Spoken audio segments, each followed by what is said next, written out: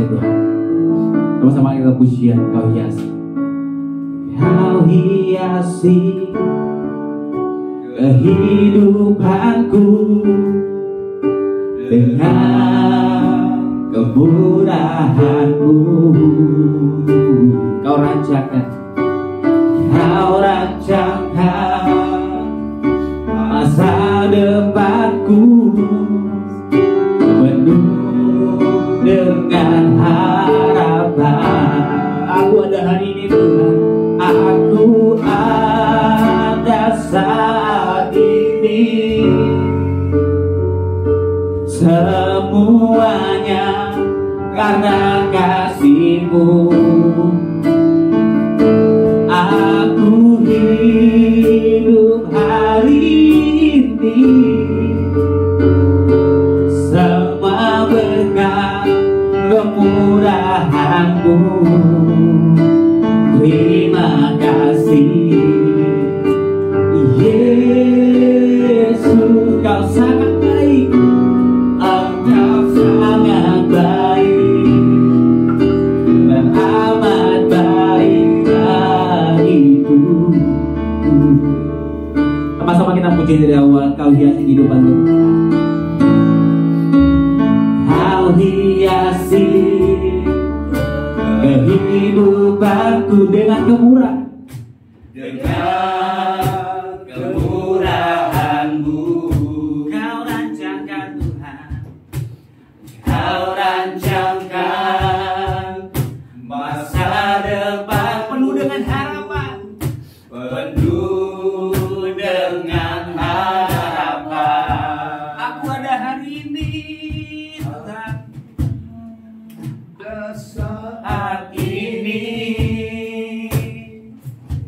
semuanya karena kasih-Mu. Aku hidup hari ini, aku hidup hari ini, semua berkat kemurahan-Mu, semua berkat kemurahan-Mu. Terima kasih Yesus, Engkau sangat baik, Engkau sangat baik, teramat baik. Aku ada saat ini, semua berkat kemurahan-Mu. Aku hidup hari ini Tuhan, aku hidup hari ini, semua berkat-Mu Tuhan, semua berkat kemurahan-Mu. Terima kasih Yesus, Kau sangat baik, Engkau sangat baik, teramat baik bagiku. Ada saat ini, semua karena kemurahan-Mu. Aku hidup hari ini, semua berkat kemurahan-Mu. Terima kasih Yesus, Kau sangat baik Tuhan, Engkau sangat baik, teramat baik bagiku. Engkau sangat baik, teramat baik bagiku. Kau sangat baik, Engkau sangat baik, teramat baik bagiku.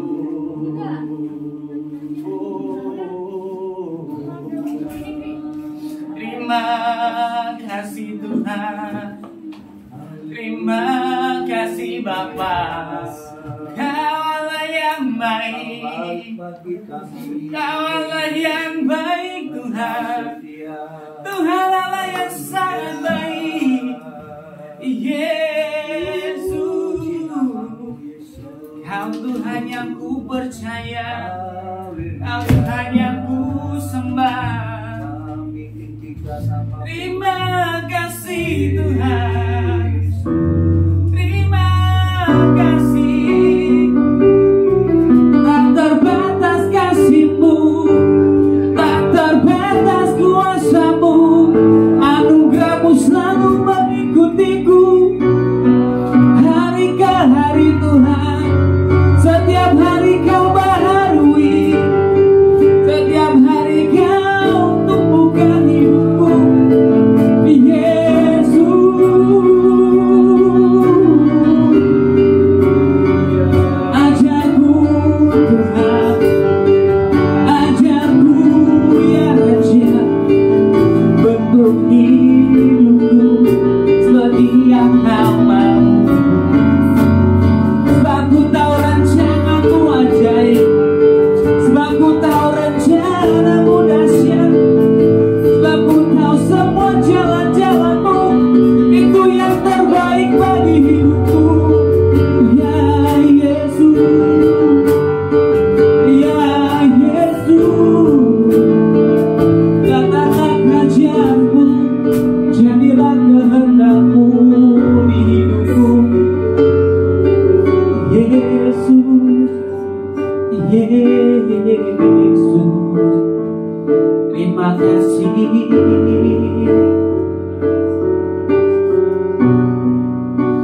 Terima kasih.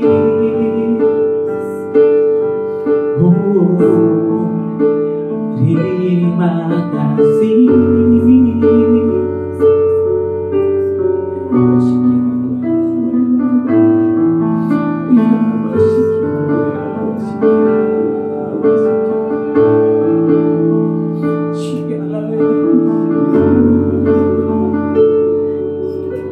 Oh Lord Jesus, oh Lord Jesus, oh Jesus, oh Jesus, Kau yang kami agungkan, Kau yang kami tinggikan Tuhan, Kau yang kami sembah, Kau yang kami puji, Kau yang kami muliakan. Yesus, Yesus,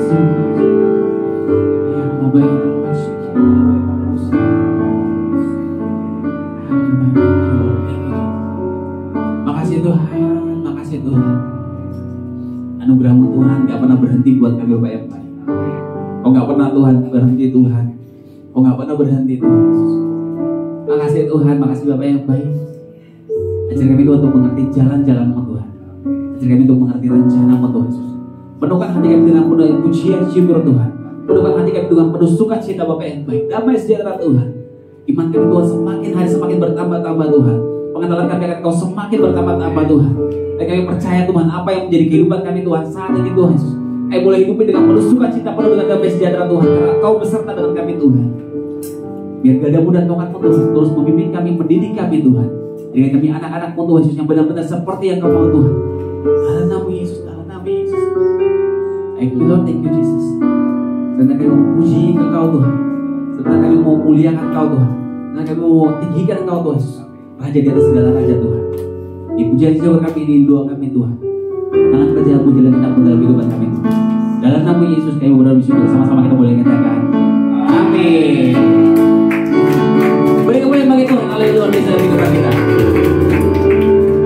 Saya undang kita semua untuk kembali berdiri. Kita mau puji Tuhan, kita mau sembah Tuhan.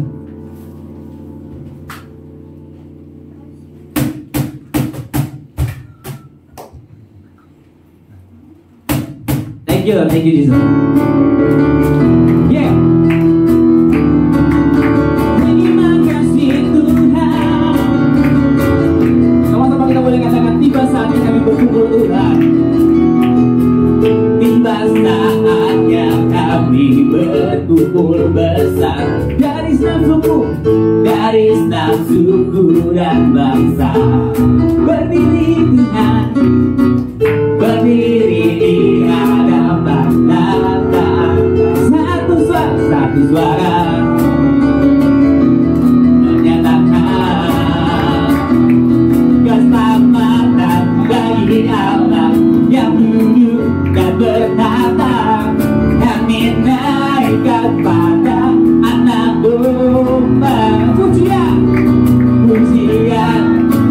kekuatan, hormat dan kekuasaan, kemuliaan bagi Dia selamanya.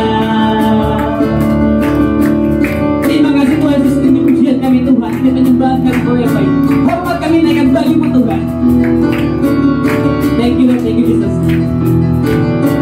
Sama-sama katakan, tiba saatnya kami berkumpul bersatu dari setiap suku dan bangsa. Kami berdiri Tuhan, berdiri di hadapan Tata. Satu suara kami nyatakan, menyatakan keselamatan bagi Allah yang hidup dan bertata. Kami naikkan pada Anak Domba. Pujian dan kekuatan, hormat dan kekuasaan, kemuliaan bagi Dia selamanya. Keselamatan bagi Allah yang duduk dan bertata. Kami naikkan pada Anak Domba. Pujian dan kekuatan, hormat dan kekuasaan, kemuliaan bagi Dia selamanya. Keselamatan bagi Allah yang duduk dan bertata. Kami naikkan pada Anak Domba.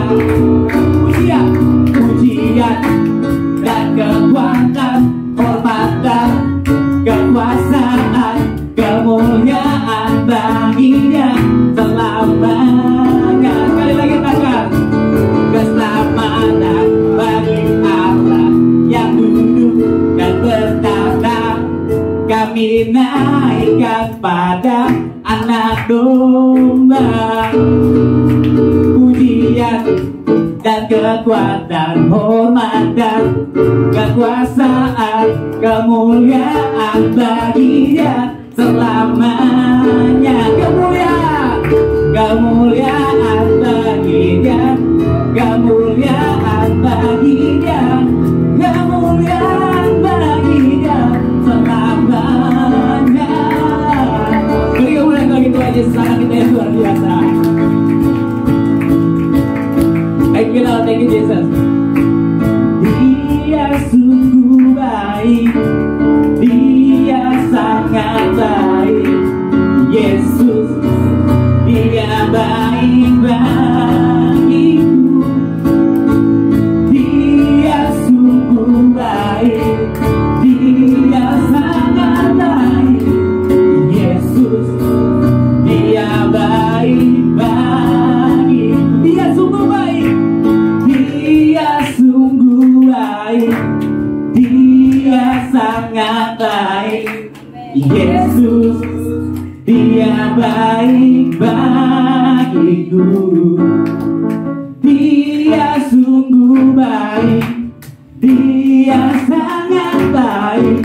Yesus, Dia baik bagiku. Sekali lagi katakan, Dia sungguh baik, Dia sungguh baik, Dia sangat baik. Yesusku, Dia baik bagiku. Dia sungguh baik, Dia sangat baik. Yesus, Dia baik bagiku. Yesus, Dia baik bagiku. Yesusku, Dia baik bagiku. Beri kemuliaan bagi Tuhan. Kita percaya kembali ke dulu semuanya. Terima kasih Tuhan Yesus, terima kasih Bapak yang baik buat anak. Capek? Puji nama Tuhan. Kalau kita boleh sehat semua, kita mau disini kebenaran firman Tuhan. Sama-sama kita boleh persiapkan hati kita dan persiapkan kehidupan kita, biar apa yang mau disini kebenaran firman Tuhan, biar Tuhan yang berbicara sama kita semuanya. Terima kasih Tuhan Yesus, terima kasih Tuhan. Kau sungguh baik Tuhan dalam kehidupan kami Bapak yang baik. Penyertaan-Mu Tuhan gak pernah berhenti buat kami Bapak yang baik. Anugerah-Mu Tuhan selalu bertambah, selalu baru Tuhan. Setiap hari Bapak yang baik. Karena itu Tuhan kami mau belajar Tuhan Yesus untuk memberi yang terbaik Tuhan buat Kau Bapak yang baik. Kami mau belajar Tuhan untuk pertaruhkan yang terbaik Tuhan buat Kau Bapak yang baik. Makasih Tuhan Yesus, makasih Roh Kudus. Jadi kami Tuhan Yesus benar-benar Tuhan kami memiliki iman yang benar-benar di hadapan Kau Tuhan Yesus. Benar-benar memiliki iman yang benar-benar Tuhan. Percaya penuh Tuhan sama Kau Bapa. Haleluya Tuhan Yesus. Haleluya Tuhan Yesus. Thank you Lord. Sama kita akan pujian ini. Pernyataan Tuhan. Penyertaan-Mu Tuhan, segalanya bagiku, segalanya bagiku. Hadir-Mu di hidupku, hadir-Mu di hidupku, terutama bagiku, terutama bagiku. Kalau sama kita akan pujian penyertaan-Mu Tuhan. Penyertaan-Mu Tuhan, segalanya Tuhan, segalanya bagiku. Dan hadir-Mu di hidupku, hadir-Mu di hidupku. Itu yang terutama Tuhan, terutama bagi. Sama-sama katakan anugerah-Mu Tuhan, anugerah-Mu,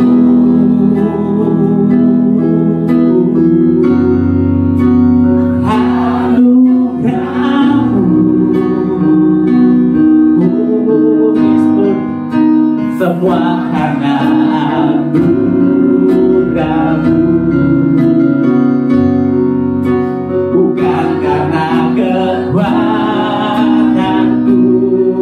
Anugerah-Mu Tuhan, anugerah-Mu Yesus, anugerah-Mu, anugerah-Mu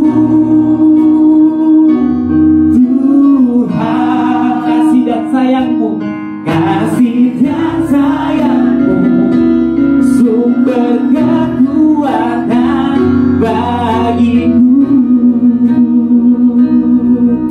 Puji tidak uang penyertaan-Mu Tuhan, tak pernah berhenti. Penyertaan-Mu Tuhan, ini pujian kami Tuhan bagi Kau Tuhan. Segalanya bagimu, biar hadir-Mu Tuhan, hadir-Mu di hidupku. Itu yang terutama,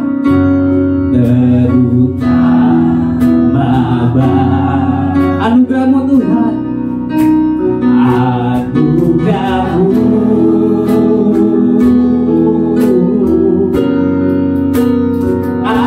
anugerah-Mu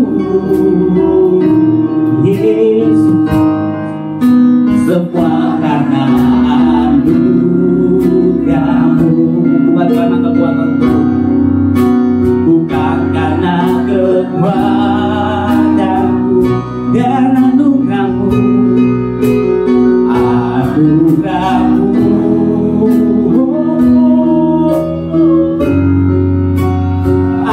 anugerah-Mu Tuhan, kasih dan sayang-Mu, sumber kekuatan bagiku. Anugerah-Mu,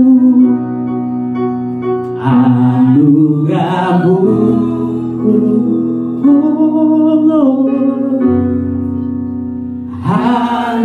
anugerah-Mu Tuhan, semua karena anugerah, bukan karena kekuatanku Tuhan, bukan karena kekuatanku. Anugerah-Mu,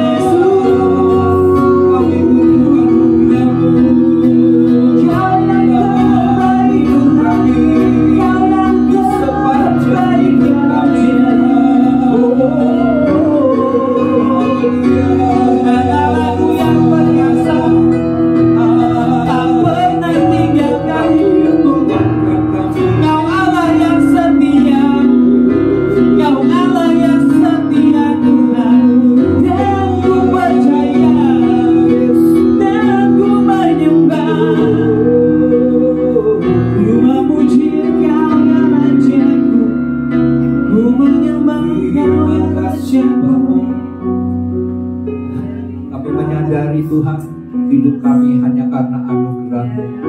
Kami menyadari Tuhan bahwa kami butuh anugerah-Mu di sepanjang hidup kami. Dan kami saat ini datang kepadamu Tuhan. Sebelum kami mendengarkan akan firman Tuhan, kembali kami minta biar anugerah, belas kasihan Tuhan dan kemurahan Tuhan dinyatakan atas setiap kami. Kami beribadah pada minggu pagi hari ini. Apapun beban, masalah, persoalan kami, pagi hari ini Tuhan kami mau serahkan ke dalam tangan Tuhan. Kami mau mengarahkan hati, pikiran, dan mata kami hanya tertuju kepada firman Tuhan. Sebab firman-Mu itu hidup, firman-Mu itu berkuasa, firman-Mu mampu mengubah kehidupan kami, dan hidup kami akan mendapatkan jalan-jalan yang terbaik bersama dengan Tuhan. Pagi hari ini ya Bapa, biarlah roh hikmat, wahyuan, pengertian Tuhan curahkan, Tuhan berikan dalam hati dan pikiran kami. Kami melawan segala pikiran yang menentang pengenalan yang benar akan Tuhan. Dalam nama Yesus Kristus, semua tembok-tembok yang dibangun, semua penghalang-penghalang yang menghalangi kami untuk memahami dan mengerti firman Tuhan, dalam nama Yesus, semua strategi iblis yang mencoba mencuri kebenaran firman Tuhan pagi hari ini, kami sepakat menolaknya dalam nama Tuhan Yesus Kristus. Biarlah setiap firman yang kami dengar bukan terjadi penolakan, tetapi firman itu termeterai dalam hati dan pikiran kami. Sebab kami rindu akan firman Tuhan, firman-Mu yang kami inginkan Tuhan, bukan yang lain. Oleh sebab itu kami buka hati kami Tuhan. Biarlah firman itu termeterai dan menjadi benih yang akan menghasilkan buah yang lebat dalam hidup kami. Terima kasih Bapak, kami buka hati hanya dalam nama Tuhan Yesus Kristus. Semua kita yang siap mendengarkan firman bersama-sama katakan amin. Mari beri kemuliaan kepada Tuhan Yesus. Haleluya. Shalom. Apa kabar? Luar biasa. Tuhan itu baik bagi setiap kita. Amin. Puji Tuhan. Bapak Ibu Saudara, di bulan ini kita masuk dalam tema besar, yaitu menjadi murid Kristus sejati. Ya. Nah, dan untuk minggu ini temanya adalah hidup mengutamakan Kristus. Mari sama-sama kita ucapkan 1, 2, 3. Hidup mengutamakan Kristus. Sekali lagi kita ucapkan hidup mengutamakan Kristus. Ya, sebelumnya mari kita akan baca ayat firman Tuhan yang akan menjadi perenungan kita pagi hari ini di dalam Kolose 1 ayat 15 sampai dengan ayat 23. Kolose 1 ayat 15 sampai dengan ayat yang ke-23. Seperti biasa saya akan membaca ayat yang ke-15. Nanti Bapak Ibu Saudara membaca ayat yang 16, kita akan membaca bergantian sampai dengan ayat yang ke-23. Judul perikopnya adalah keutamaan Kristus, ya. Ayat 15, Ia adalah gambar Allah yang tidak kelihatan, yang sulung lebih utama dari segala yang diciptakan. Ayat 16, sesuatu yang ada di surga dan yang ada di bumi, yang kelihatan dan yang tak kelihatan. Ayat 17, ayat kerajaan baik pemerintah maupun penguasa, segala sesuatu diciptakan oleh Dia dan untuk Dia. Ia ada terlebih dahulu dari segala sesuatu, dan segala sesuatu ada di dalam Dia. Ialah kepala tubuh, yaitu jemaat. Ialah yang sulung, yang pertama bangkit dari antara orang mati, sehingga Ia yang lebih utama dalam segala sesuatu. Ayat 19, karena seluruh kepenuhan Allah berkenan diam di dalam Dia, dan oleh Dialah Ia memperdamaikan segala sesuatu dengan dirinya, baik yang ada di bumi maupun yang ada di surga, sesudah Ia mengadakan pendamaian oleh darah salib Kristus. Ayat 21, juga kamu yang dahulu hidup jauh dari Allah dan yang memusuhinya dalam hati dan pikiran, seperti yang nyata dari perbuatanmu yang jahat. Perdamaikannya di dalam tubuh jasmani Kristus oleh kematiannya untuk menempatkan tanah kudus dan tak bercela dan tak bercacat di hadapannya. Ayat 23. Sebab itu kamu harus bertekun dalam iman, tetap teguh dan tidak bergoncang, dan jangan mau digeser dari pengharapan Injil yang telah kamu dengar dan yang telah dikabarkan di seluruh alam di bawah langit, dan yang aku ini Paulus telah menjadi pelayannya. Bapak Ibu Saudara, mengutamakan Kristus adalah sesuatu hal yang penting untuk kita mengerti dan kita pahami.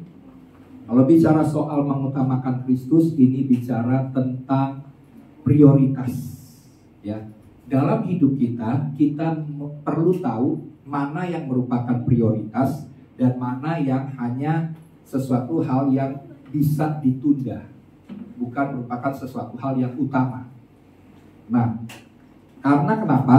Karena kalau kita salah dalam memilih prioritas, hidup kita juga akan menjadi waktu kita terbuang dengan sia-sia, sehingga kita tidak pernah mencapai tujuan yang Tuhan inginkan untuk kita capai, ya. Karena kita tahu hidup kita ini Tuhan punya tujuan, dan untuk itu kita harus memprioritaskan, kita harus mengutamakan apa yang Tuhan mau untuk kita utamakan. Amin. Kalau kita mengutamakan hal yang berbeda dengan kerinduan Tuhan, maka kita tidak akan pernah mencapai target maksimal yang Tuhan inginkan ada dan terjadi dalam hidup kita, ya.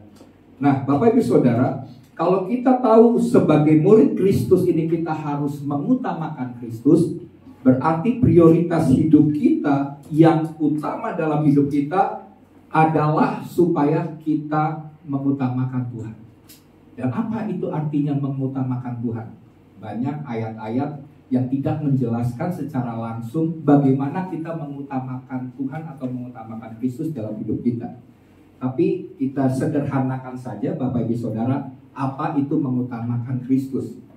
Yaitu bagaimana kita menempatkan Tuhan di posisi atau tempat yang seharusnya Dia ditinggikan, atau menjadi Yesus itu, Tuhan itu menjadi tempat tertinggi dalam hati kita.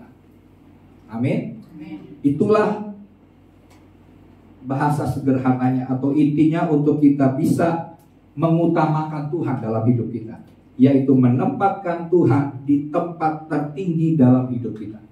Ada firman Tuhan yang berkata begini: kasihilah Tuhan Allahmu dengan segenap hatimu, dengan segenap jiwamu, dengan segenap kekuatan, dan dengan segenap akal budimu. Jadi di sini Bapak Ibu Saudara, kalau kita mau mengutamakan Tuhan dalam hidup kita, berarti kita harus mencintai Tuhan lebih dari segala sesuatu yang ada dalam hidup kita. Kalau cinta kita terhadap sesuatu melebihi cinta kita kepada Tuhan, maka kita sudah tidak mengutamakan Tuhan dalam hidup kita. Ya. Bahkan kalau kita mencintai sesuatu lebih daripada Tuhan, kita telah menjadikan itu sebagai berhala. Banyak orang berpikir berhala itu adalah menyembah, atau penyembahan berhala itu artinya menyembah kepada patung-patung dewa-dewa asing. Bukan. Tapi waktu kita menjadikan sesuatu itu lebih daripada cinta kita kepada Tuhan, apakah itu kepentingan, apa itu keluarga, atau mungkin misalnya pekerjaan, pelayanan, dan lain sebagainya, melebihi cinta kita kepada Tuhan, berarti kita sudah tidak mencintai Tuhan dengan segenap hati, segenap jiwa, segenap kekuatan, dan akal budi. Jadi itulah yang bisa kita tahu sebagai indikator apakah kita mengutamakan Tuhan dalam hidup kita atau tidak. Apakah cinta kita kepada yang lain-lain itu lebih daripada cinta kita kepada Tuhan? Nah, buktinya kalau kita mencintai Tuhan, kita akan mengutamakan hal-hal yang dimana Tuhan menginginkan kita melakukannya. Betul ya? Misalnya dalam hal ibadah, Kalau kita tahu bahwa kita mau mengutamakan Tuhan dalam hidup kita, maka kita tahu bahwa hari Minggu adalah jam waktu di mana kita beribadah. Apalagi kalau kita ini sebagai pelayan Tuhan, kita harus tahu bahwa tanggung jawab kita sebagai pelayan Tuhan adalah melayani Tuhan, beribadah dan melayani pekerjaannya Tuhan dengan maksimal. Nah, dari situ kita akan tahu hati kita waktu kita diperhadapkan dengan situasi atau kondisi di mana kita harus memilih antara ibadah pada hari Minggu atau sesuatu hal yang kita pikir, wah kayaknya ini nggak bisa nih, ibadah bisalah minggu-minggu depan kita masih bisa ibadah, misalnya begitu. Tapi hanya perkara yang kecil, perkara yang remeh-temeh, mungkin aja kita nggak tahu itu merupakan ujian yang Tuhan berikan kepada kita. Kita malah memilih hal yang salah, bukan hal yang utama, yaitu kita meninggalkan ibadah. Maka kita kehilangan berkat Tuhan. Padahal kalau Tuhan menguji sesuatu untuk kita memilih, dan kita memilih hal yang salah, kita nggak dapat berkat Tuhan. Tapi waktu kita memilih hal yang benar, hal yang tepat, seperti yang Tuhan kehendaki, di situ kita pasti dapat berkat Tuhan. Amin. Karena di balik semua ujian yang Tuhan berikan kepada kita, di situ ada berkat yang berlimpah-limpah.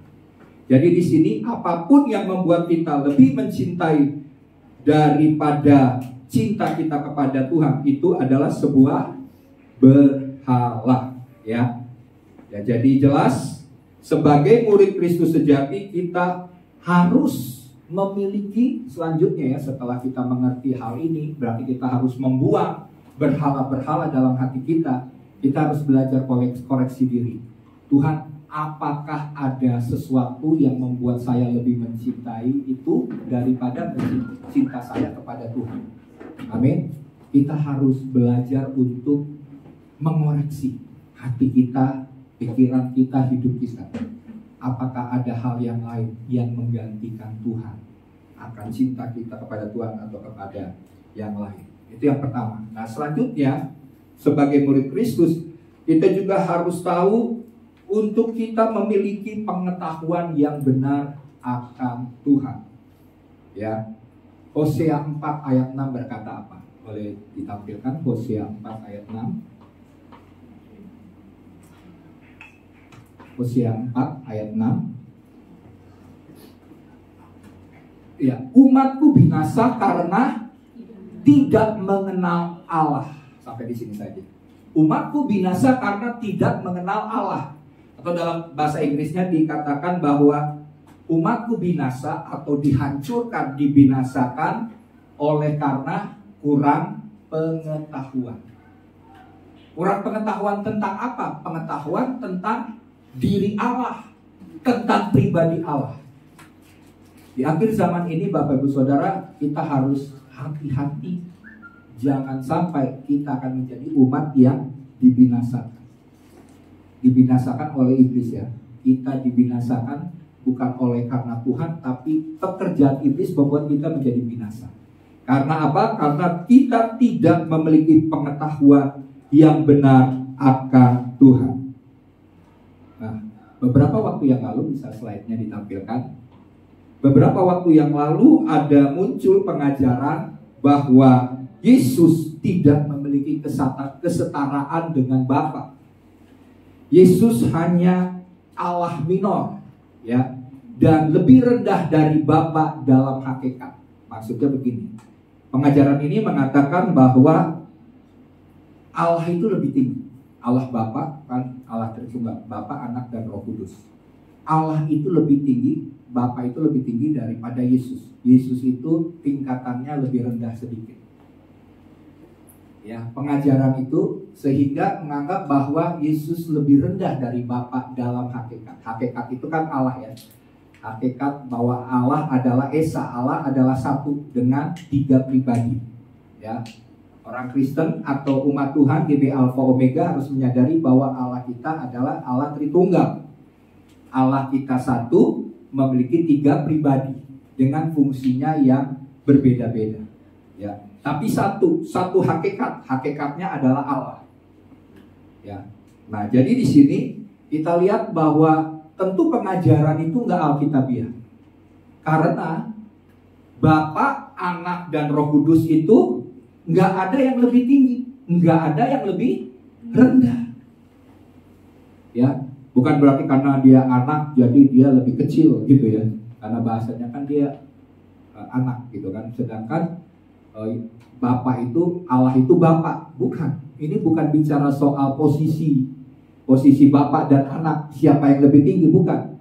Tapi ini bicara soal fungsi, ya, pribadi dari tiga pribadi ini, fungsi yang berbeda-beda. Nah, oleh sebab itu kita harus tahu bahwa Allah Tritunggal itu satu dan tidak ada yang lebih tinggi dan tidak ada yang lebih rendah. Karena di dalam ayat yang kita baca tadi dalam Kolose 1 ayat 15 sampai 23, judul perikopnya adalah keutamaan Kristus. Jadi di sini kita harus tahu bahwa firman Tuhan menegaskan akan keutamaan Kristus. Ya, jadi dia juga yang utama. Tidak ada yang paling tinggi, tidak ada yang paling rendah dalam hakikat Allah itu. Nah, oleh sebab itu, mengapa kita harus mengutamakan Kristus? Seberapa penting kita harus memahami hal itu supaya kita tidak salah tentang Kristus dalam pemahaman kita ya kepada Tuhan. Nah, yang pertama adalah karena Kristus adalah pencipta. Yang pertama adalah karena Kristus adalah pencipta. Dalam ayat 15 sampai dengan ayat yang ke-16 saya akan bacakan. Ia adalah gambar Allah yang kelihatan. Amin. Yang sulung, yang lebih utama dari segala yang diciptakan. Karena di dalam dialah telah diciptakan segala sesuatu yang ada di sorga dan yang ada di bumi, yang kelihatan dan yang tidak kelihatan, baik singgasana maupun kerajaan, baik pemerintah maupun penguasa. Segala sesuatu diciptakan oleh Dia dan untuk Dia.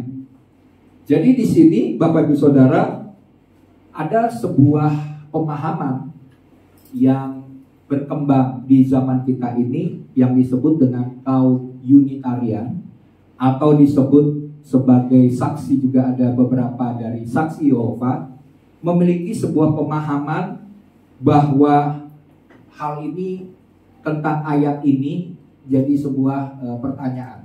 Contohnya begini. Di dalam ayat 15 dikatakan begini ya. Ia adalah gambar Allah yang tidak kelihatan, yang sulung dari lebih utama dari segala yang diciptakan. Jadi waktu dikatakan yang sulung, kaum Unitarian ataupun juga dalam hal ini adalah ada saksi Yehova berpendapat bahwa sulung ini berarti dia diciptakan. Yesus itu diciptakan, dia permulaan penciptaan Tuhan.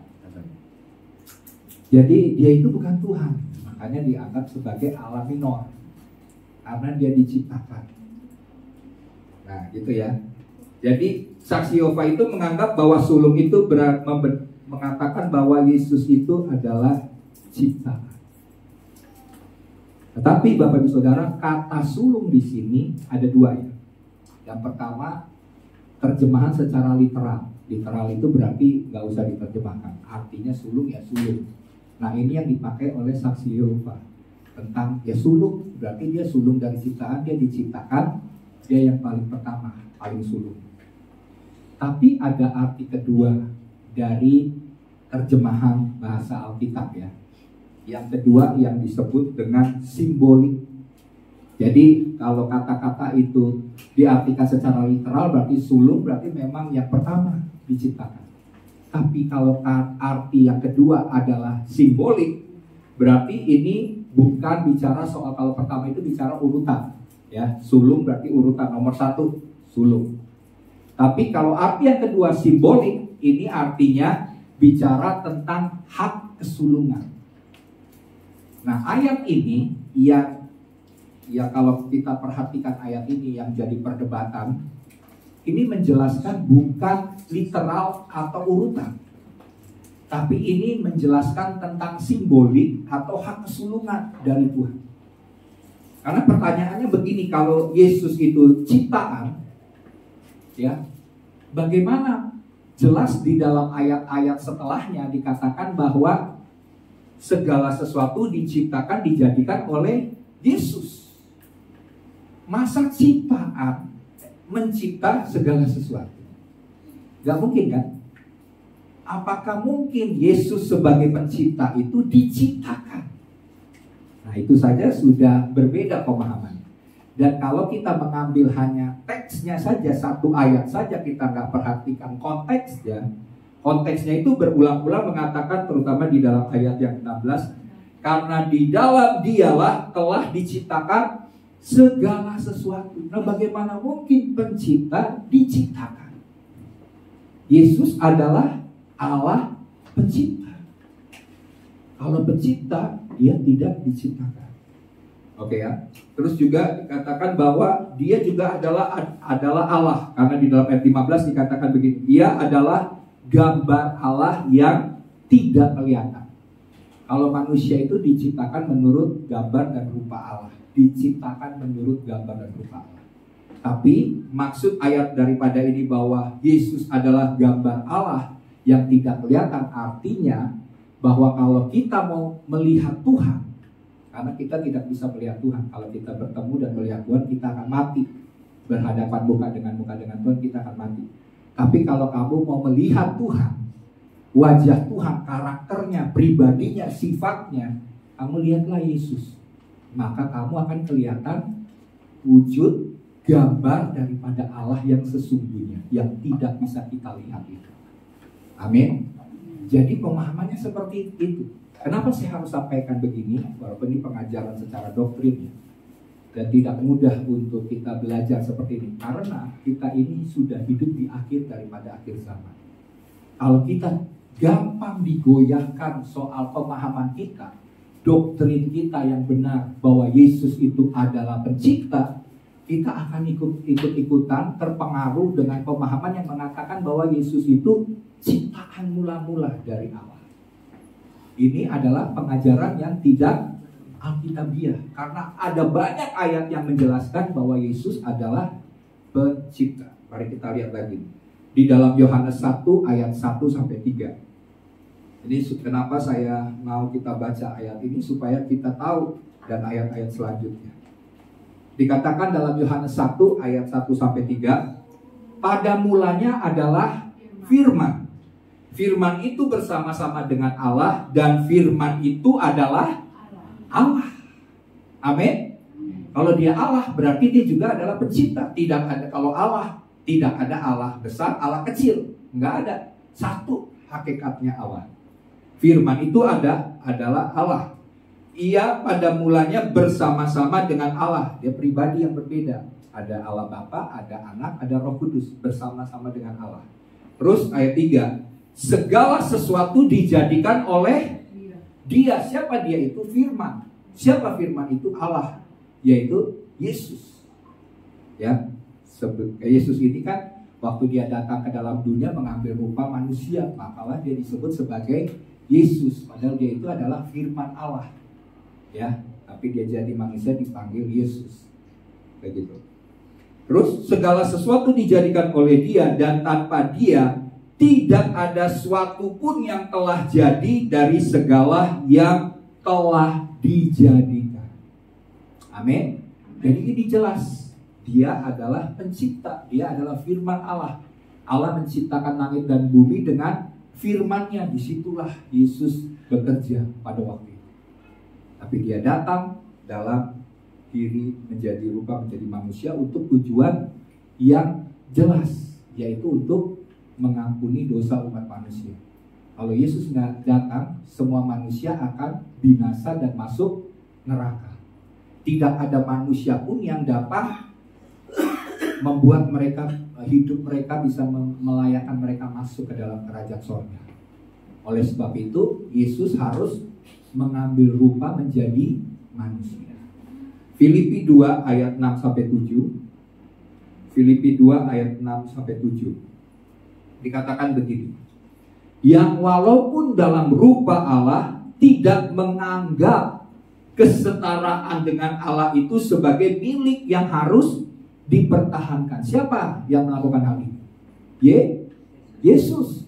Jadi walaupun dalam rupa Allah, karena dia adalah gambar Allah yang gak kelihatan ini, tidak menganggap kesetaraan. Jadi Allah Bapa, Anak, dan Roh Kudus itu setara. Maksudnya setara, ya jangan diartikan berarti dia pribadi, bukan Allah. Enggak, dia Allah. Ya. Tapi tiga pribadi yang berbeda. Tidak menganggap kesetaraan itu dengan Allah sebagai milik yang harus dipertahankan, melainkan telah mengosongkan dirinya sendiri dan mengambil rupa seorang hamba dan menjadi sama dengan manusia. Itulah bedanya. Itulah yang membuat banyak orang berpikir begitu sulitnya memahami Tuhan. Karena dia Allah turun mengambil rupa menjadi manusia. Itu aja sudah jadi perdebatan. Apalagi dia bukan hanya menjadi manusia, tapi menjadi seorang hamba, budak, lebih rendah lagi. Dia juga lahir, ya kita berharapkan seorang Mesias, seorang pencipta, seorang Allah yang mau jadi datang ke dalam dunia, mengambil rupa jadi manusia, mestinya minimal dia lahir di istana raja dong, betul kan? Kalau kita menganggap kalau dia adalah Allah, tapi Yesus nggak datang di istana raja. Dia bukan dari keturunan raja-raja secara langsung, tapi dia adalah datang dalam bentuk ke dalam dunia ini di kandang domba. Coba bayangin, tempat yang paling hina. Waktu dia Maria mau melahirkan, apa yang terjadi? Semua rumah sakit nggak ada tempat. Jadi hanya satu tempat, kandang domba. Dari situ kita mungkin berpikir, banyak pertanyaan, gimana mungkin Allah mau jadi rupa jadi manusia, jadi budak, nggak diterima manusia di mana-mana, akhirnya harus lahir di kandang domba. Nah ini, tapi kita harus pahami, ini harus jadi dasar keyakinan kita, kepercayaan kita sebagai orang Kristen bahwa Allah adalah pencipta. Yesus adalah pencipta. Kalau dasar ini digoyahkan dalam kehidupan kita akan bingung dengan berbagai macam pengajaran demi pengajaran. Padahal ayatnya begitu banyak yang menjelaskan. Ini baru beberapa saya sampaikan tentang Yesus pencipta. Yesus adalah Allah. Ya, jadi di sini jelas ya, Yesus Kristus pencipta tidak diciptakan, karena konteks keseluruhan yang kita baca dalam Kolose pasal 1 itu bicara tentang Yesus Allah yang menciptakan. Segala sesuatu diciptakan oleh Dia. Oke ya. Nah, hari-hari ini kita juga, khususnya anak-anak muda, generasi muda, dibanjiri dengan pengetahuan dan pendidikan yang tidak sesuai dengan firman Tuhan. Contohnya adalah teori Big Bang. Pernah dengar anak-anak muda apa itu teori Big Bang? Big Bang, tahu ya? Apa tuh? Big Bang teori mengatakan bahwa alam semesta ini terbentuk dari ledakan yang besar, yang menurut hitungan mereka terjadi sekitar 13,7 miliar tahun yang lalu. Jadi alam semesta itu bukan diciptakan oleh Tuhan, kata mereka, teori ini, tapi terjadi karena ledakan yang sangat besar di alam semesta, sehingga terjadilah semua langit bumi dengan sendirinya. Tidak ada pencipta yang menciptakannya. Ini adalah orang-orang kaum dari yang tidak percaya Tuhan, ateis. Tapi Alkitab, kita harus mempercayai Alkitab sebagai firman Allah. Firman Allah dengan jelas dalam Alkitab mengatakan bahwa pada mulanya Allah menciptakan langit dan bumi. Jadi langit dan bumi tidak terjadi dengan sendirinya oleh karena ledakan yang besar, tapi ada yang menciptakan. Karena kalau tidak ada yang menciptakan, maka alam semesta ini dan tidak dikelola dengan baik oleh Tuhan atau dikendalikan dengan baik oleh Tuhan, maka akan terjadi kekacauan. Ya, jadi di sini jelas Dia adalah pencipta. Yesus pencipta segala sesuatu. Alam semesta tidak terjadi karena ledakan besar, tapi karena diciptakan oleh Tuhan Yesus. Yesus adalah pribadi yang harus diutamakan karena dia adalah pencipta.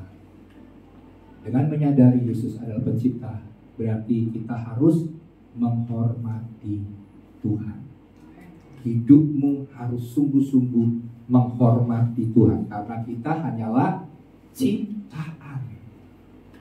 Tapi coba lihat zaman sekarang, kita udah merasa seperti lebih pintar, lebih hebat daripada Tuhan. Padahal kita ini hanyalah pencipta. Alkitab katakan kita ini seperti tanah liat di tangan dari seorang penjunan. Jadi seorang penjunan akan membentuk tanah liat itu seturut dengan apa yang dia kehendaki, apa yang dia mau. Dia mau menjadikan itu sebagai misalnya cangkir, dari tanah liat dia akan bentuk. Nah, ini kan di tangan penjunan gambaran dari pencipta.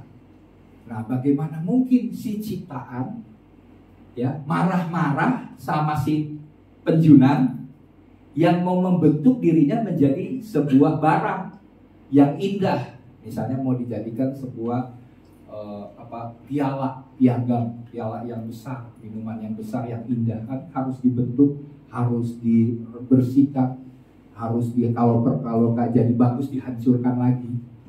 Nah, itulah kondisi situasi kita sebagai anak manusia, sebagai manusia. Waktu Tuhan mau membentuk kita menjadi indah, kita harus diproses untuk menjadi bejana yang indah. Kalau kita terus menolak diproses, nggak mau, ya udah Tuhan lepas, ini jadi bejana yang nggak ada gunanya, nggak ada harganya, jelek, nggak laku dijual, bahkan dibuang karena tidak berguna. Tapi sadari sebagai ciptaan, waktu Tuhan memproses, sebenarnya Tuhan mau menjadikan kita bejana-bejana yang indah, bejana-bejana yang mulia, yang akan dipakai untuk perkara-perkara yang mulia. Ya, jadi jangan memberontak dengan pencipta kita, karena kita ini hanyalah ciptaan. Ya, ada sebuah nanti Bapak Ibu Saudara jemaat bisa lihat karena ini kan zaman teknologi ya, informasi begitu cepat. Ada ditulis dalam sebuah artikel 7 orang, ya saya nggak akan ceritakan tentang 7 orang ini, hanya beberapa aja, yang menghina Tuhan. Padahal dia ini ciptaan, tapi dia menghina Tuhan sang pencipta itu. Dan apa dampak mereka? Apa yang terjadi atas hidup mereka? Yang pertama, saya akan bagikan 2 orang aja. Yang pertama, Thomas Andrews. Siapa Thomas Andrews? Thomas Andrews ini adalah seorang pembuat kapal Titanic. Ya, dia yang merancangkan kapal Titanic. Dia bikin kapal ini jadi kapal yang besar.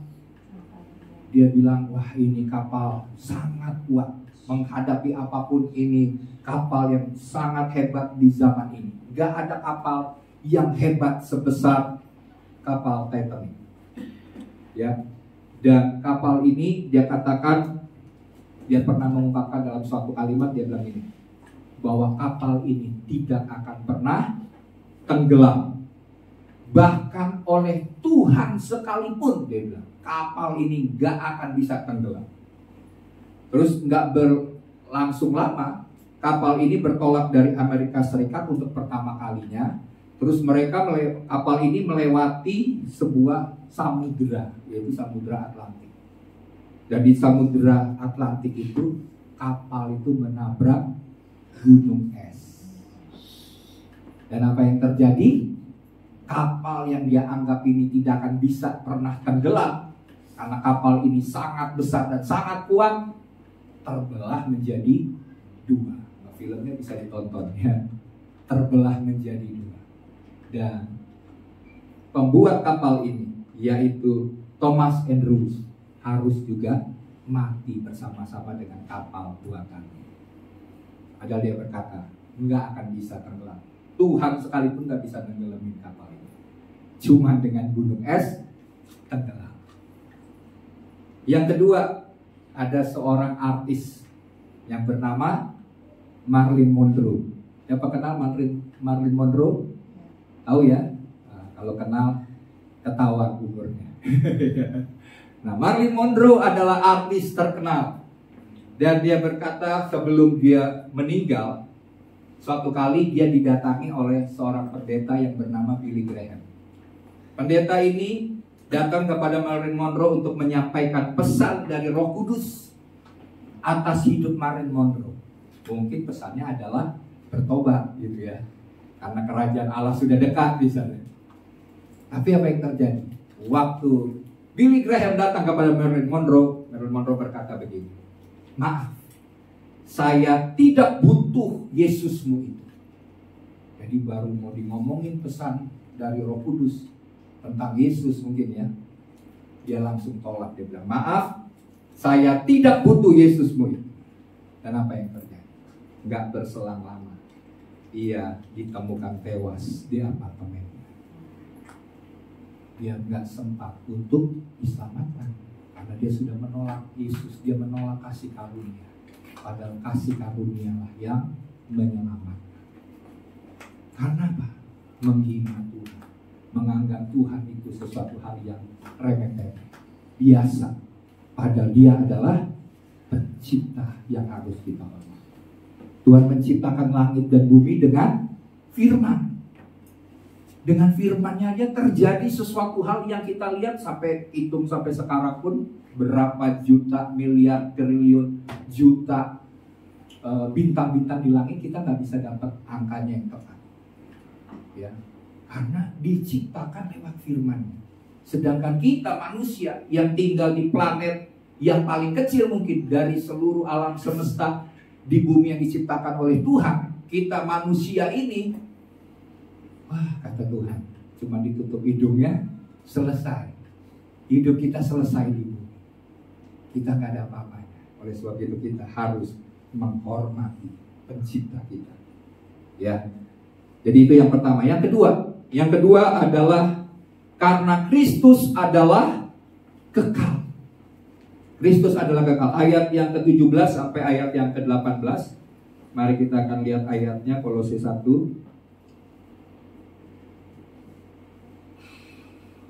Ayat 17 sampai 18, oke ya. Ia ada terlebih dahulu dari segala sesuatu, dan segala sesuatu ada di dalam Dia. Jadi Dia sudah ada sebelum segala sesuatu itu ada yang diciptakan itu.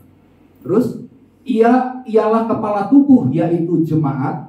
Ialah yang sulung, yang pertama bangkit dari antara orang mati, sehingga ia yang lebih utama dalam segala sesuatu. Yesus sudah ada lebih dahulu dari segala sesuatu. Ya, karena Dia tidak berawal dan tidak berakhir, karena Dia adalah kekal. Ya, Yohanes 8 ayat 58, pada waktu itu orang-orang Israel bertanya kepada Yesus, "Siapa engkau?" Yesus. Mereka kan sangat menghormati Abraham karena mereka anggap Abraham ini adalah bapak mereka. Tapi Yesus berkata, sebelum Abraham itu ada, Dia telah ada. Jadi mereka kan bikin, wah ini kok Yesus sombong banget. Dia kan baru ada di bumi ini bersama-sama dengan kita lagi ngobrol, terus Dia katakan bahwa sebelum Abraham ada, aku udah ada. Wah, mereka marah. Mereka bilang ini orang sangat nggak masuk akal, menghina gitu ya. Padahal Dia mengatakan hal yang benar. Karena Dia adalah Allah yang kekal. Sebelum segala sesuatu ada, Dia sudah ada. Dia tidak berawal dan Dia tidak berakhir. Nih, Wahyu 22 ayat 13. Coba Wahyu 22 ayat 13 bisa ditampilkan ayat ini. Wahyu 22 ayat 13. Aku adalah Alfa dan Omega, yang pertama dan yang terkemudian, yang awal dan yang akhir. Jadi Alfa dan Omega itu artinya begitu, yang awal dan yang akhir. Tidak ada ujungnya, kekal ya. Yesus sudah ada sebelum segala sesuatu dan Dia menopang segala sesuatu. Terus Dia mengatur segala sesuatu, segala ciptaan. Kemudian Dia memegang kendali atas segala sesuatu yang diciptakan. Jadi di sini kita sadar bahwa Tuhan ini tidak terbatas. Amin. Karena Dia kekal. Manusia terbatas. Manusia itu dibatasi oleh apa? Yang pertama dibatasi oleh ruang, betul kan? Kita tinggal dalam ruang yang disebut bumi ini. Kemudian usia dan waktu, kita dibatasi oleh waktu. Manusia sangat terbatas, tapi Tuhan tidak terbatas karena Dia kekal. Ya, sadari bahwa Yesus kekal dan Yesus pemilik dari hidup yang kekal. Amin. Kalau Dia pemilik dari hidup yang kekal, kalau kita mau mengalami hidup yang kekal sampai selama-lamanya di surga, kita harus menghormati, menghargai pemilik kehidupan ini yang memberikan hidup kekal kepada setiap kita. Karena firman Tuhan Yohanes 3:16 berkata apa? Karena begitu besar kasih Allah akan dunia ini sehingga Ia mengaruniakan anaknya yang tunggal, yaitu Yesus. Terus barang siapa percaya kepadanya tidak binasa, melainkan beroleh hidup yang kekal. Kita harus jalani hidup yang Tuhan sediakan, yaitu hidup yang kekal. Karena Dia yang pertama bangkit dan yang menang atas maut. Ya, oleh sebab itu kita harus mengerti hidup kekal ada di dalam Yesus dan bagaimana kita menjalani hidup kekal yang Tuhan sudah berikan kepada kita yang percaya kepada Yesus. Kita harus menjalani lewat pengenalan kita akan Tuhan. Kita harus mengejar pengenalan kita akan Tuhan. Dan bagaimana kita bisa mengenal Tuhan? Kita harus punya pengetahuan yang benar tentang Tuhan. Jadi pertama gini, kita harus punya knowledge, pengetahuan tentang Tuhan.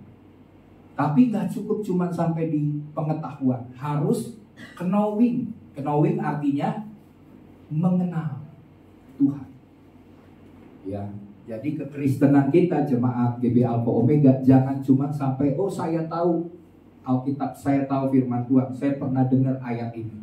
Nggak cuma sampai di situ, tapi kita harus mengalami Tuhan lewat pengenalan kita akan Tuhan. Kita mengalami kesaksian hidup kita bagaimana Tuhan mengadakan mujizat dalam hidup kita. Kita ngalamin bagaimana Tuhan campur tangan mengatasi pergumulan masalah yang kita alami. Disitulah kita mengenal Tuhan. Jadi jangan cuma sampai di pengetahuan yang terbatas tentang Tuhan. Ya, jadi aplikasinya kalau kita tahu bahwa Kristus adalah kekal, mari kita percayakan hidup kita kepadanya. Karena Dia pegang kendali atas segala sesuatu. Dan Dia juga pegang kendali atas hidup kita. Roma 8:28 berkata bahwa Allah mengerjakan hal-hal yang baik dalam hidup kita. Amin.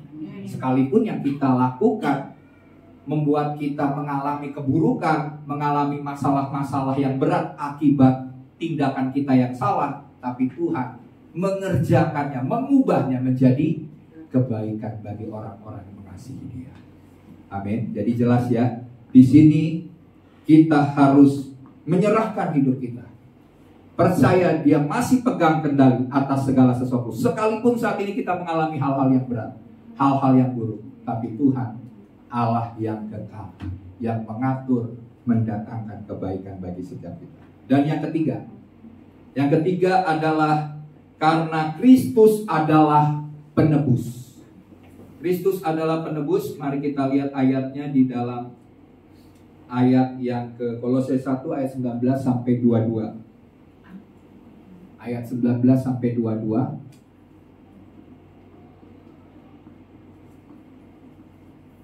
Kolose 1 ya, ayat 19 sampai 22.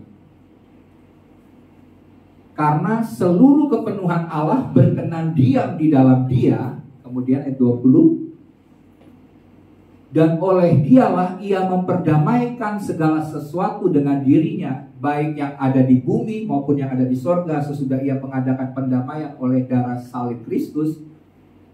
Kemudian juga kamu yang dahulu hidup jauh dari Allah dan yang memusuhinya dalam hati dan pikiran, seperti yang nyata dari perbuatanmu yang jahat, sekarang diperdamaikannya di dalam tubuh jasmani Kristus oleh kematiannya, untuk menempatkan kamu kudus dan tak bercela dan tak bercacat di hadapan Tuhan, ya, di hadapannya.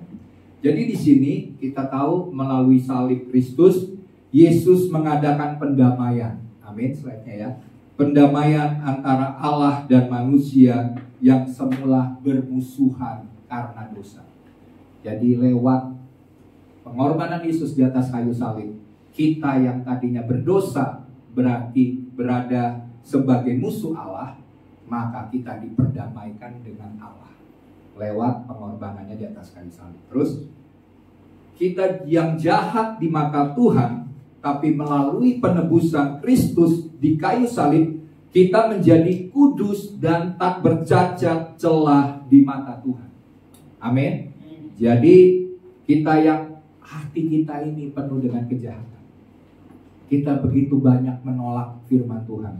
Misalnya kalau hamba Tuhan pendeta berkhotbah, sering kita udah pilah-pilah. Kita bilang, wah ini firman nggak cocok buat saya, ini bukan buat saya. Atau hamba Tuhan menyampaikan firman Tuhan yang kita bilang, wah ini pendeta nih bohong, ini jangan-jangan dia sedang menyampaikan hal yang nggak benar. Wah saya nggak anggap firman Tuhan ini sebagai firman daripada Tuhan. Begitu banyak penolakan-penolakan karena hati kita senantiasa jahat. Kecenderungan hati kita senantiasa menolak akan hal-hal yang benar. Karena kebenaran itu kadang-kadang menyakitkan, betul kan? Tapi kalau kita mau mengikuti kebenaran, maka hidup kita akan diubahkan. Jadi banyak kali kita sebagai anak-anak Tuhan pun sudah bergereja bertahun-tahun sekalipun, kita masih banyak menolak kebenaran-kebenaran firman. Nah, makanya dia katakan bahwa kita ini senantiasa jahat di mata Tuhan. Tapi waktu kita menyadari bahwa penebusan Yesus itu sudah tuntas atas hidup kita, kita menghormati penebusan Yesus yang menjadikan kita kudus dan tidak bercelah di mata Tuhan, maka yang harus kita lakukan untuk hidup mengutamakan Tuhan adalah kita harus hidup terus dalam kekudusan. Terus kita harus hidup dalam kebenaran. Karena di akhir zaman dikatakan begini, bahwa di akhir zaman dalam Wahyu 22, saya lupa ayatnya, nanti bisa baca di rumah, biarlah yang benar akan terus melakukan kebenaran. Biarlah yang kudus harus terus menguduskan dirinya. Karena di akhir zaman ini akan ada banyak pengajaran, akan ada banyak hal yang membuat kita goncang imannya. Tapi kalau kita menyadari bahwa Kristus adalah penebus kita, kita akan menghormati penebusan Kristus atas hidup kita. Amin. Karena kita tidak pernah bisa diperdamaikan dengan Allah tanpa mempercayai penebusan Tuhan. Dan kalau kita sudah ditebus, maka kita harus menjalani hidup kita dengan benar. Ya, karena Tuhan telah menebus kita dengan darahnya yang mahal. Kita sudah dibeli dengan harga yang mahal. Hidupmu itu sangat berharga di hadapan Tuhan, dan telah dibeli dan harganya sudah lunas dibayar. Amin. Jadi kita ini adalah hamba-hamba kebenaran, bukan lagi hamba dosa, tapi kita sudah ditebus oleh Tuhan menjadi anak-anak Allah. Hargai penebusan itu. Sadari bahwa hidup mengutamakan Tuhan adalah waktu kita percaya bahwa Yesus yang pertama adalah pencipta, kemudian Yesus adalah kekal, dan yang ketiga Yesus adalah penebus kita. Mari kita bangkit berdiri.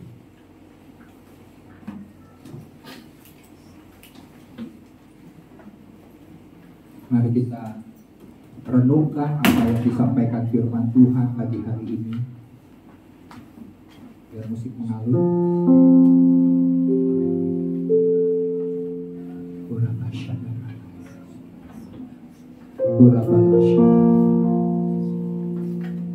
Pagi hari ini kami sudah mendengar akan firman.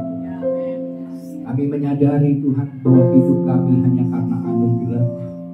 Kami menyadari di masa-masa ke depan ini adalah masa yang tidak mudah.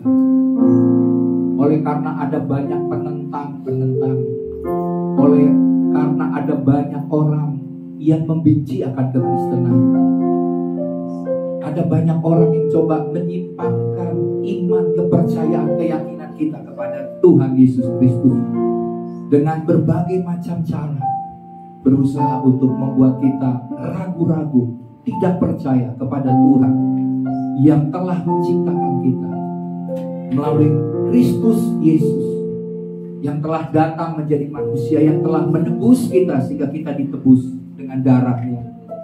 Dan Dia adalah Tuhan yang kekal. Kematian tidak dapat menghentikan Dia. Dia bangkit daripada kematian. Karena Dia adalah Tuhan yang kekal, Tuhan yang hidup, Tuhan atas kebangkitan orang-orang yang mati. Dia adalah yang terutama, yang pertama. Oleh sebab itu, mari jemaat Tuhan, kita yang mengerti kebenaran ini, kita mau menyadari bahwa hidup kita adalah hidup yang harus mengutamakan Tuhan. Sebagai murid Kristus Yesus, Tuhan memanggil setiap kita untuk mengenal Tuhan dengan benar, supaya kita tidak mudah diombang-ambingkan dengan pengajaran-pengajaran, tapi biarlah kita punya pengetahuan akan Tuhan dan menjadikan itu sebagai keyakinan kita, menjadi kepercayaan kita yang teguh. Karena di akhir daripada akhir zaman ini ada banyak hal yang akan membuat kita jauh daripada Tuhan. Tapi biarlah melalui kebenaran yang kita dengar pagi hari ini akan membuat kita semakin hidup mengutamakan Tuhan, semakin hidup untuk melayani Tuhan, untuk menyenangkan hati Tuhan. Karena Tuhan sudah melakukan hal yang terbaik untuk mendatangkan kebaikan atas seluruh hidup kita. Terima kasih Tuhan. Terima kasih Bapa. Terima kasih buat anugerah-Mu. Kita akan menyanyikan lagu ini, dan biarlah itu menjadi pengakuan iman kita di hadapan Tuhan, dan kita tidak akan tergoyahkan dengan segala tipu muslihat, tipu daya iblis yang menggoyahkan iman kita. Haleluya. Kita nyanyikan lagu ini. Bukan dengan barang fana Kau membayar dosaku, dengan darah yang mahal, dengan darah yang mahal. Tiada noda dan celah, bukan dengan emas perak, bukan dengan emas perak. Kau menebus diri Kau kami, menebus diriku oleh segenap kasih dan pengorbananmu, dan pengorbananku. Ku telah mati dan tinggalkan cara hidup kami yang lama, cara hidupku yang lama. semuanya sia-sia. Semuanya sia-sia dan tak berarti lagi. Hidup ini Ku letakkan pada mezbah-Mu ya Tuhan. Jadilah padaku seperti yang Kau ingini. Sebelum kita akan nyanyikan lagu ini, mungkin Bapak Ibu Saudara sedang mengalami pergumulan dalam hidupmu, dan engkau belum menemukan jalan keluar untuk masalah-masalah yang engkau alami saat ini. Terkadang Tuhan belum cepat-cepat menjawab untuk mengatasi masalah kita, karena di balik setiap masalah yang mungkin kita alami saat ini, Tuhan menginginkan ada sebuah proses dalam hati kita. Tuhan sedang mengoperasi hati kita, supaya hati kita memiliki pemahaman yang benar, supaya kita memiliki pengetahuan yang benar tentang Tuhan. Karena bagi Tuhan, mengatasi masalah kita itu adalah perkara mudah seperti membalikan telapak tangan. Tapi jika Tuhan belum menjawab kerinduan, doa kita, harapan kita untuk masalah kita. Ada maksud Tuhan di balik itu semua. Yang Dia tahu dan Dia inginkan atas hidup kita adalah kita mengenal Tuhan dengan benar. Lewat situasi hidup kita, lewat masalah yang sedang menerpa hidup kita, Tuhan menginginkan kita kenal Dia sebagai Tuhan Allah yang baik. Dia adalah pencipta yang menciptakan segala sesuatu. Dari yang tidak ada menjadi ada. Bagi Tuhan tidak ada perkara yang mustahil. Dia adalah Tuhan yang kekal. Dia mengatur segala sesuatunya. Dia yang menopang segala sesuatu ciptaan yang diciptakannya. Dan Dia pegang kendali atas segala sesuatu yang terjadi dalam hidup. Tuhan bisa mendatangkan kebaikan secepat apa yang Dia inginkan.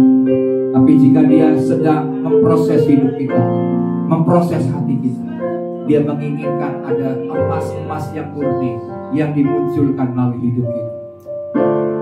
Dan yang ketiga, sadari bahwa hidupmu telah ditebus. Dosa telah memisahkan hidupmu, memisahkan manusia daripada Tuhan, bahkan menempatkan manusia sebagai musuh daripada Allah.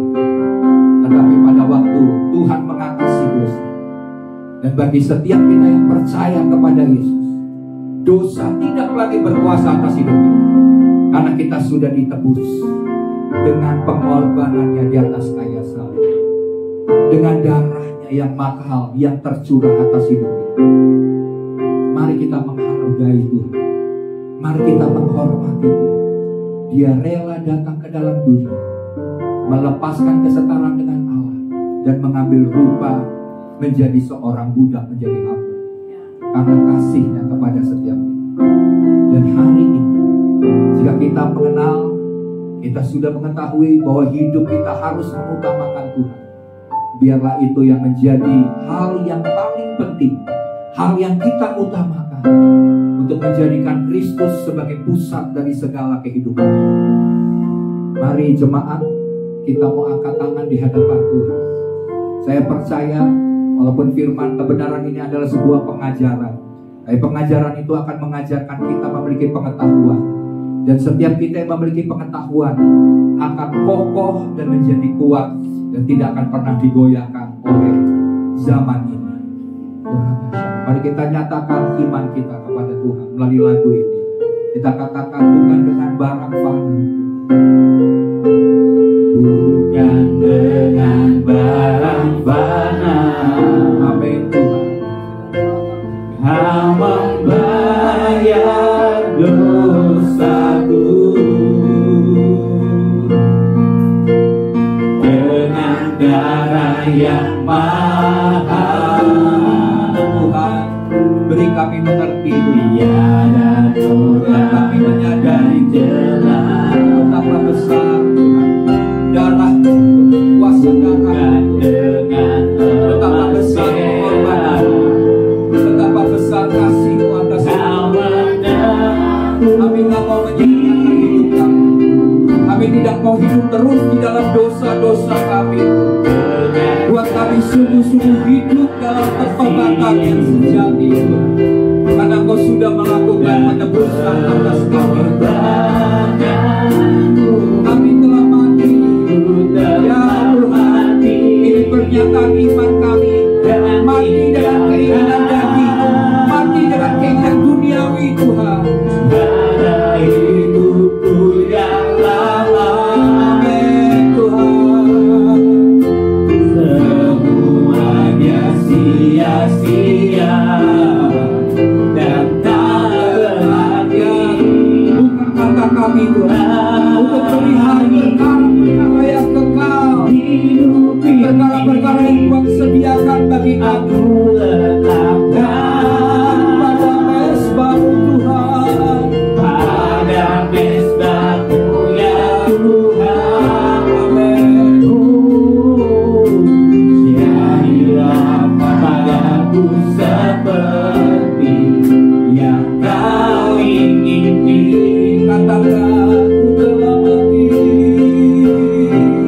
ku telah mati,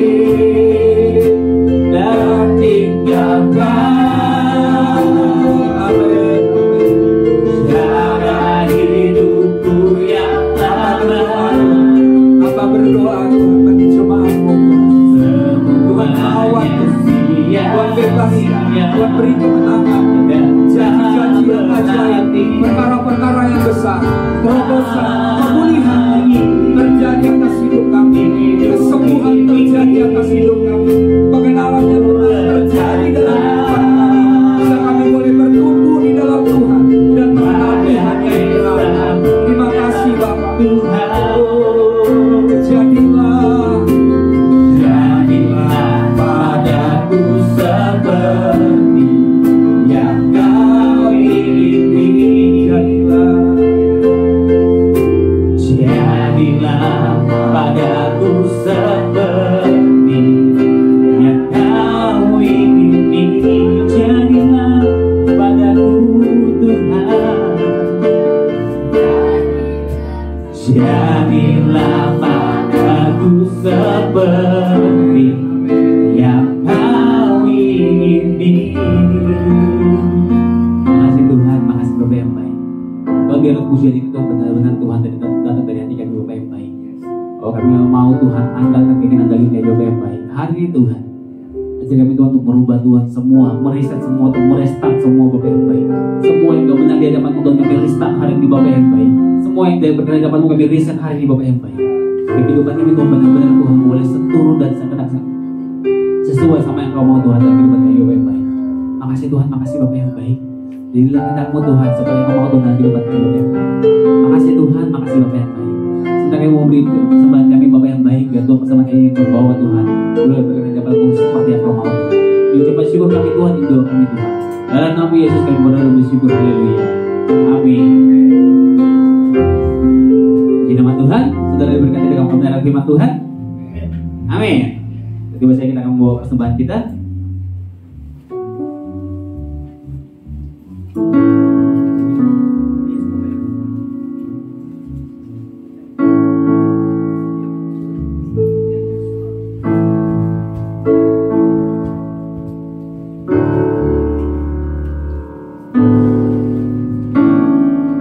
Dia mati bagiku, Dia bangkit bagiku, Dia Tuhan Allah kemenanganku.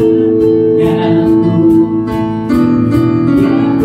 dikalahkan, hidupku dipulihkan, Dia Tuhan Allah kemenanganku. Dia sungguh baik, Dia sungguh baik, Dia sangat baik.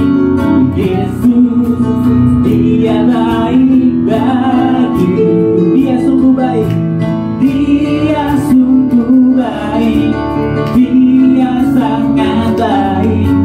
Yesusku, Dia baik baik. Dia sungguh baik, Dia sungguh baik, Dia sangat baik. Yesusku, Dia baik bagiku. Dia sungguh baik, Dia sangat baik.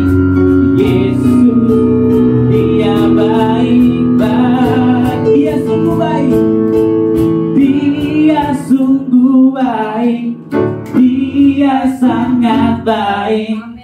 Yesus, Dia baik bagiku. Dia sungguh baik, Dia sangat baik.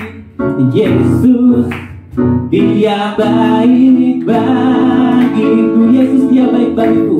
Yesus, Dia baik bagiku. Yesus, Yesusku, Dia baik bagiku. Di nama Tuhan. Tiba saatnya kita akan mengakhiri ibadah kita. Saya undang kita semua untuk balik berdiri.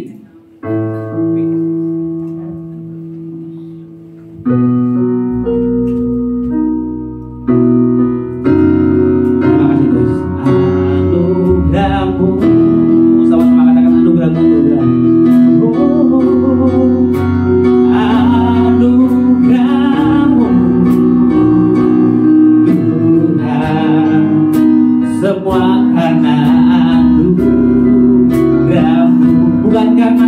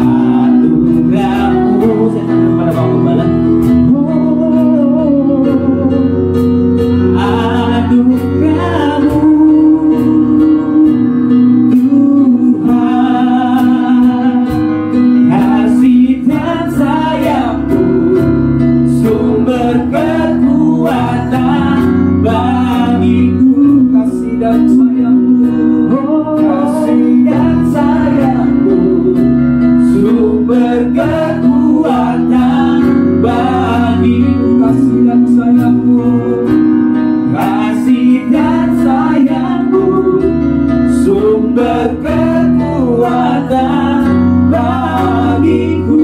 Beri kemuliaan bagi Tuhan. Amin Tuhan. Terima kasih buat anugerah-Mu bagi kami. Kami boleh hadir saat ini Tuhan. Dan kami percaya setiap doa-doa kami di hadapan Tuhan tidak pernah sia-sia.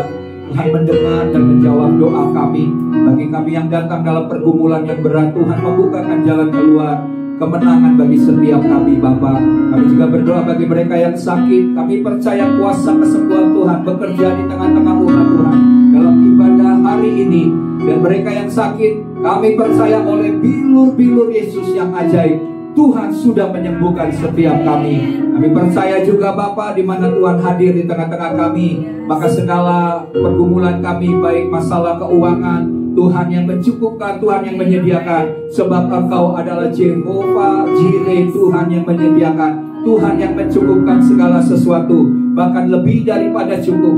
Engkau El Shaddai, Tuhan yang berkuasa, Tuhan yang maha besar, Tuhan yang mampu melakukan perkara-perkara besar dalam hidup kami. Dan bagi Tuhan tidak ada yang mustahil. Terima kasih Bapa, berkati seluruh jemaat Tuhan yang membutuhkan pekerjaan. Tuhan menyediakan pekerjaan yang layak, pekerjaan yang Tuhan tetapkan, sehingga kami boleh menerima segala berkat-berkat yang daripada Tuhan.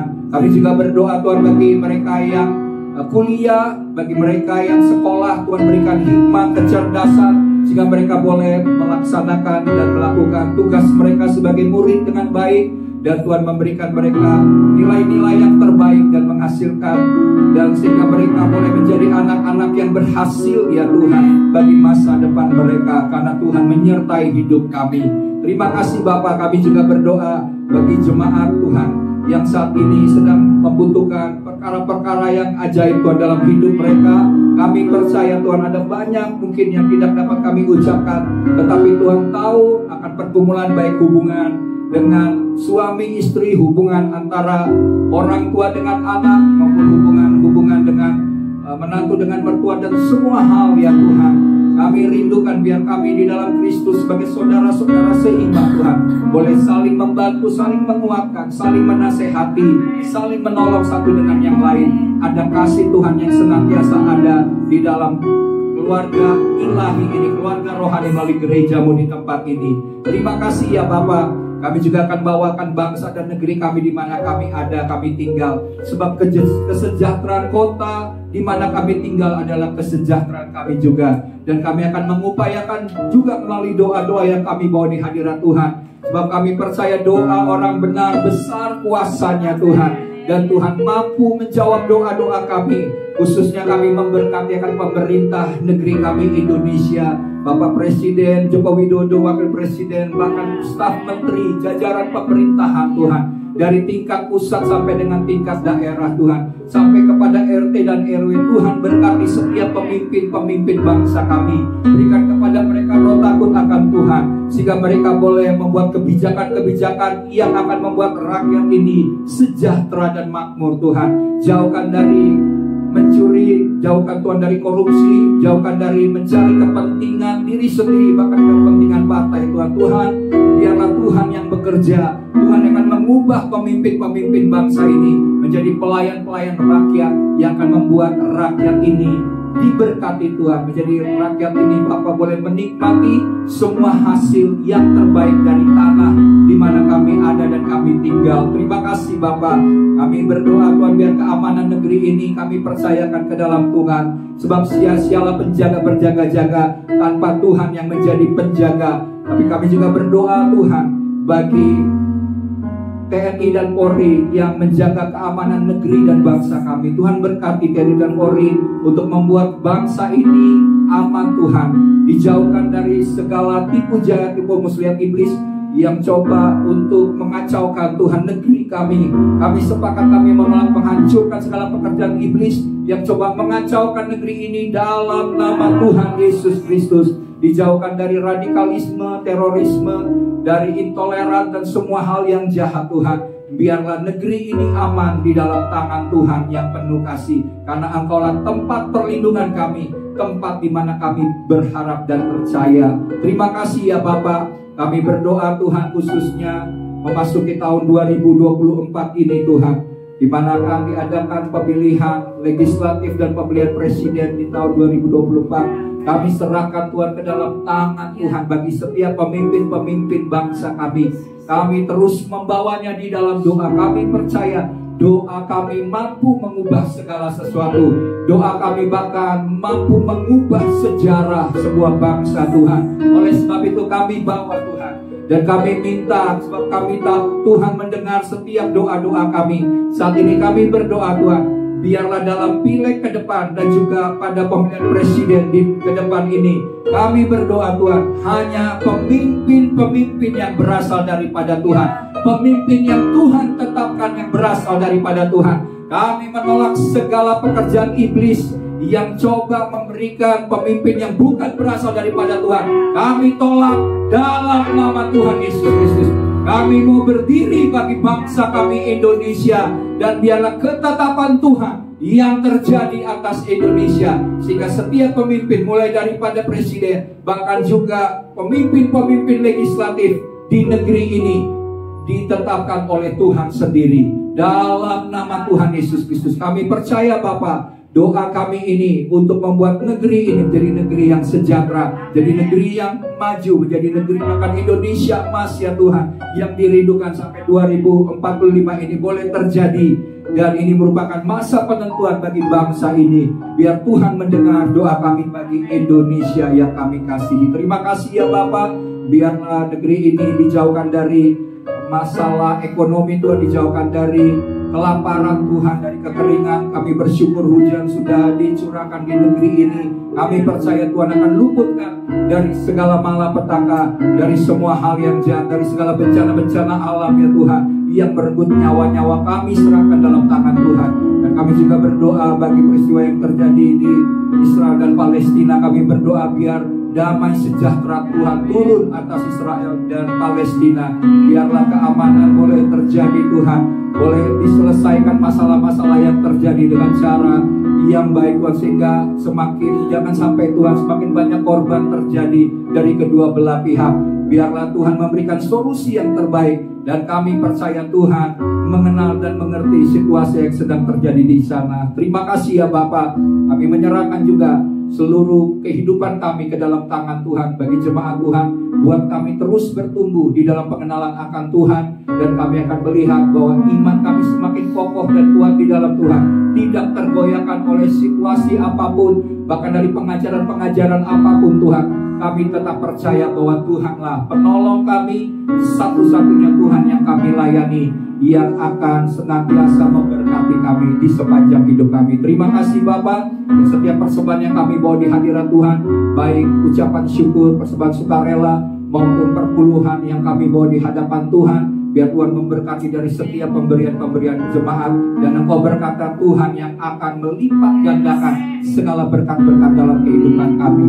Terima kasih Bapak. Dan di penghujung daripada ibadah kami akan menerima berkat yang khusus yang Tuhan telah sediakan dan siapkan bagi kami. Mari jemaat kekasih Tuhan, biji mata Tuhan, arahkan hatimu kepada Tuhan, dan terimalah berkat daripada Bapa Surgawi, kasih karunia, kasih setia, rahmat daripada Tuhan Yesus Kristus, dan persekutuan dengan Roh Kudus akan menyertai engkau, akan melindungi engkau, akan meluputkan engkau dari semua hal yang jahat. Dan janji Tuhan, engkau akan senantiasa naik dan tidak pernah turun, menjadi kepala dan bukan menjadi ekor. Dan segala hal yang Tuhan siapkan sebagai janji-janji Tuhan terjadi atas kehidupanmu sampai Tuhan Yesus Kristus datang kedua kali menjemput engkau. Engkau tidak kedapatan bercacat celah, dan engkau akan tinggal bersama-sama dengan Tuhan di dalam kerajaannya yang kekal. Semua yang sudah diberkati Tuhan bersama-sama katakan